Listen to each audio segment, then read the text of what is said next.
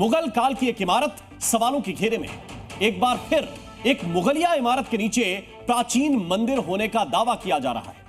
इतिहास के पन्नों में यह दर्ज है कि आगरा के पास मौजूद फतेहपुर सीकरी का निर्माण अकबर ने 16वीं शताब्दी में किया था। इस जगह को यूनेस्को ने हेरिटेज साइट का दर्जा भी दे रखा है, लेकिन विश्व प्रसिद्ध फतेहपुर सीकरी उस वक्त विवादों में घिर गई जब अदालत में एक याचिका दायर कर यह दावा किया गया कि इसे मुगल सम्राट अकबर ने नहीं बनवाया, बल्कि फतेहपुर सीकरी का निर्माण मुगल काल से पहले ही हो चुका था।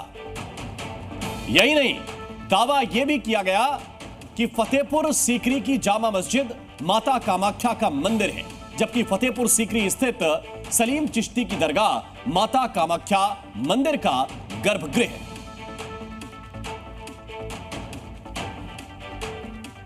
तो अब सवाल यह है कि फतेहपुर सीकरी को आखिर किसने बनवाया, और क्या फतेहपुर सीकरी में बनी सलीम चिश्ती की दरगाह को कामाख्या मंदिर तोड़कर बनवाया गया था?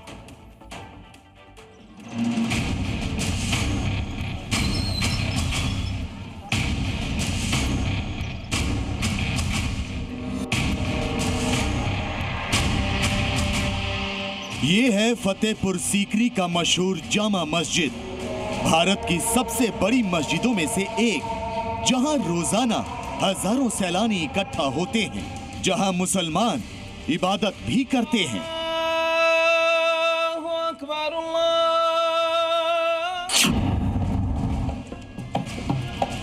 और ये है फतेहपुर सीकरी मस्जिद परिसर में बनी सलीम चिश्ती की दरगाह, वो सलीम चिश्ती जिसके आगे अकबर भी सजदा करते थे, क्योंकि कहा जाता है कि सलीम चिश्ती के आशीर्वाद से ही अकबर को पुत्र की प्राप्ति हुई थी।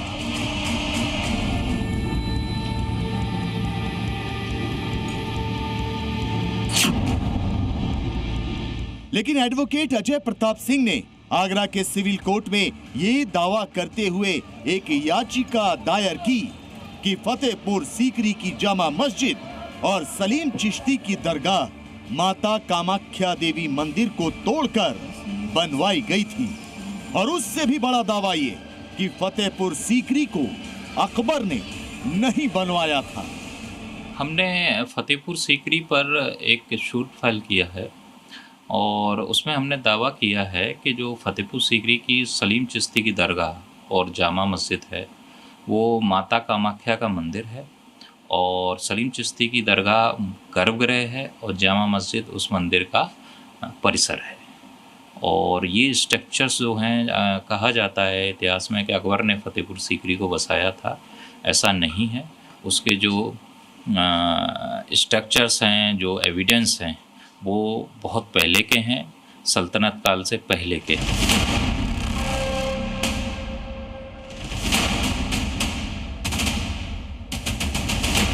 अयोध्या, काशी और मथुरा के बाद आगरा का नंबर आया, तो इस खबर का सुर्खियों में आना स्वाभाविक था।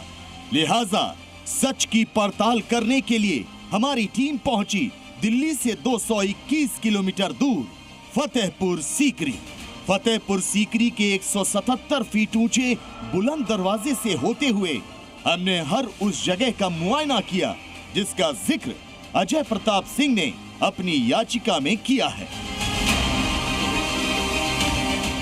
सबसे पहले हम पहुंचे सीकरी की जामा मस्जिद, जिसकी दरों दीवारों, खंभों, छज्जों और गुंबद पर हिंदू वास्तुकला की छाप दिखाई दी। आपको दिखाते हैं जामा मस्जिद की छत, या कहें छज्जे, क्या कहते हैं। इस वक्त हम लोग उसी परिसर में मौजूद हैं जहां पर विवाद है। अब आप तस्वीरों में आप देखिए कि किस तरह से इसको बनाया गया है। इसकी बनावट आप देखकर समझिएगा कि लाइन से आपको इस तरह से पिलर नुमा आकृतियां दिखाई देंगी, और ये जो पिलर्स के ऊपर का जो आपको सेंट्रल स्पेस दिखेगा, ये जो आपको छज्जे का ये जो पूरा छत्ता दिखेगा, ये छत्ते मैक्सिमम हिंदू मंदिरों में ही होते हैं, हिंदू आकृतियाँ ही होती हैं, और आर्कोलॉजिकल तरीके से या ऐतिहासिक ढंग से इन्हें हिंदू आकृतियाँ ही कहा जाता है। ये तो हुई छत की बात। लाल पत्थर से बने जामा मस्जिद के खंभे क्या कहते हैं? क्या खंभों पर भी सनातन की छाप दिखती है? क्या इन पर भी हिंदू प्रतीक नजर आते हैं? यहाँ के आप पिलर्स देखिए, ये जो पिलर्स आपको दिखाई दे रहे हैं ये सारे पिलर्स वैसे के वैसे यहाँ पर हैं जैसे पिलर्स दक्षिण भारत के मंदिरों में आपको दिखाई देते हैं, या फिर कुव्वतुल इस्लाम मस्जिद जैसी उस मस्जिद में जिसे हिंदू मंदिरों को तोड़कर बनाया गया था। अब जो पूर्व इतिहासकार हैं, जो ब्रिटिश इतिहासकार हैं, वो भी ये मानते हैं कि ये जो पूरी वास्तुकला है ये वास्तुकला इस्लामिक नहीं बल्कि हिंदू वास्तुकला है।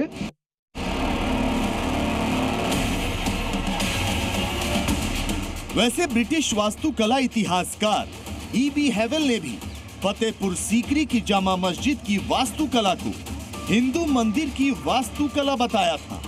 यही नहीं, जिस दीवाने खास परिसर में ये मस्जिद मौजूद है वहां पर मौजूद एक खंभे की कलाकृति को हिंदू कलाकृति बताते हुए E.B. हेवेल ने लिखा था, इस खंभे की कलाकृति भगवान विष्णु के सिंहासन जैसी है।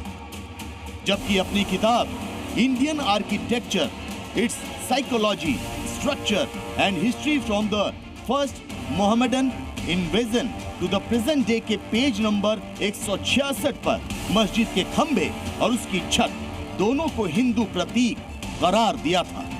E.B. हेवेल ने मस्जिद की वास्तुकला के बारे में बताते हुए लिखा था कि the pillars and whole structure of the roof are strictly Hindu. यही नहीं, मस्जिद के खंभों और छत के अलावा E.B. हेवेल ने यहाँ मौजूद आधा दर्जन से ज्यादा गुंबदों और लीवान को भी हिंदू वास्तुकला बताया था। तो हमें भी मस्जिद की कई जगहों पर बनी कलाकृतियों को देखकर ऐसा ही आभास हुआ। जामा मस्जिद की और तस्वीर अगर हम लोग आपको दिखाएं तो आप देखिए ये जामा मस्जिद के भीतर का परिसर है, और अब इस परिसर में आप देखिए तस्वीर कि किस तरह से ये आप देखिए कि पहले कमल के फूल की आकृति है यहाँ पर भी, और ये सारी आकृतियाँ आप देखिए, ये सारी उभरी हुई आकृतियाँ यहाँ पर आपको दिखाई देंगी। जिस तरह से आपको हिंदू मंदिरों में आकृतियाँ दिखाई देती थी वैसे ही आप देखिए अब जो दावा किया जा रहा है वो इसके हिंदू मंदिर होने के दावे के पीछे एक और कारण है। अब ये देखिए, ये जिस तरह से इसकी ये जो पूरी सीलिंग बनाई गई है, ये सारी सीलिंग आकृतियों के सहारे हूबहू वैसे ही बनी हुई हैं जैसी किसी हिंदू मंदिर में होती हैं, या फिर भोजशाला में या 2.5 दिन के झोपड़े में जिसे हिंदू मंदिर तोड़कर मस्जिद के रूप में परिवर्तित किया गया था। तो सवाल यह है कि अगर फतेहपुर सीकरी की जामा मस्जिद माता कामाख्या देवी का मंदिर है तो इसे किसे बनवाया? जामा मस्जिद का इतिहास क्या है?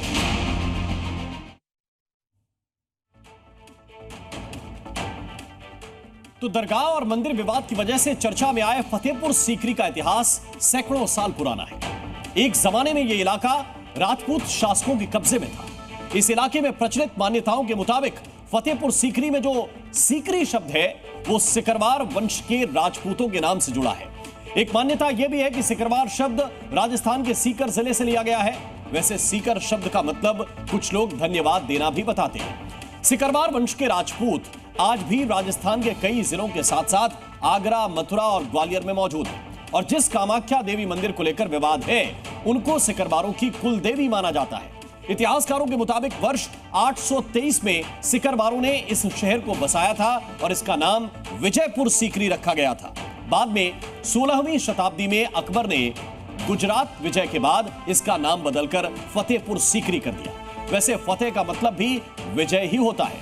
अकबर ने फतेहपुर सीकरी में कई छोटे बड़े महल और बुलंद दरवाजा भी बनवाया था। फतेहपुर सीकरी का जो मूल नाम था वो ऐसा मिलता है कि वो विजयपुर सीकरी था, जहाँ पर सिकरवार वंशी क्षत्रिय रहते थे। सिकरवार वंशी क्षत्रिय मूलतः राजस्थान के धौलपुर जो एडजेसेंट एरिया ही है वहाँ से माइग्रेट करके वहाँ आए थे। और ऐसा हमें बहुत सारे प्रमाण प्राप्त होते हैं कि उस युद्ध के समय, उस आक्रमण के समय सिकरवार वंश की एक शाखा या कुछ लोगों ने अपनी कुलदेवी माँ कामाख्या के विग्रह की रक्षा के लिए, उनके विग्रह को बचाने के लिए वो लेके पूर्व की तरफ चले गए। तो आपने सुना कि इतिहासकारों का भी मानना है कि फतेहपुर सीकरी की जामा मस्जिद पर हिंदू कलाकृतियां अंकित हैं, जो इस बात की गवाही देती हैं कि ये मंदिर था। लेकिन सवाल उस दरगाह को लेकर भी उठ रहे हैं जो जामा मस्जिद परिसर में बनी है।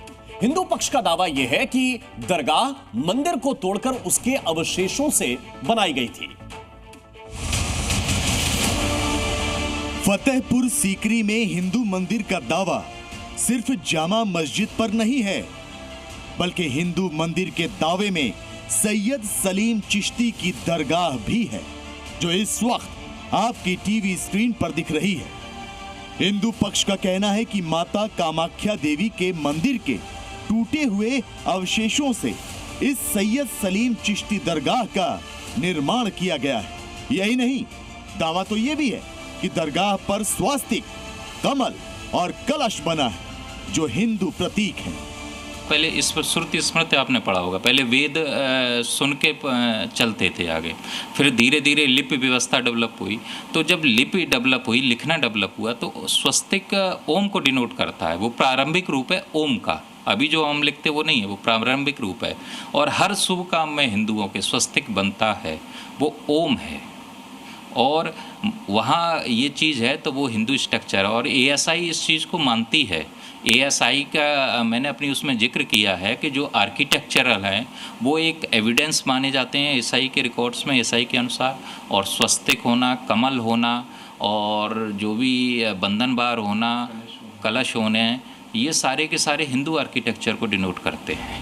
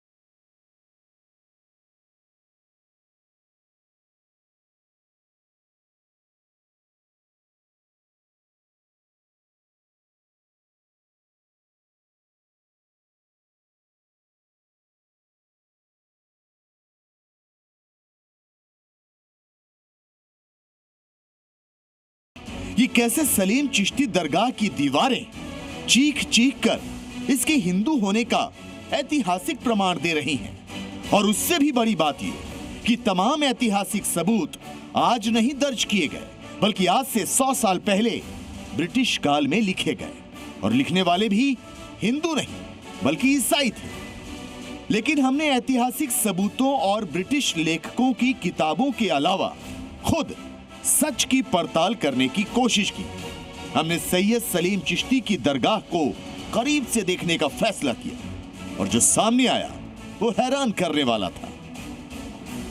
तस्वीरों में अगर आप देखिए तो इसका ये जो आपको ऊपर का जो सरफेस दिखाई देगा, गुंबद के ऊपर का, वहाँ पर आपको कलश और नारियल की आकृति दिखाई देगी।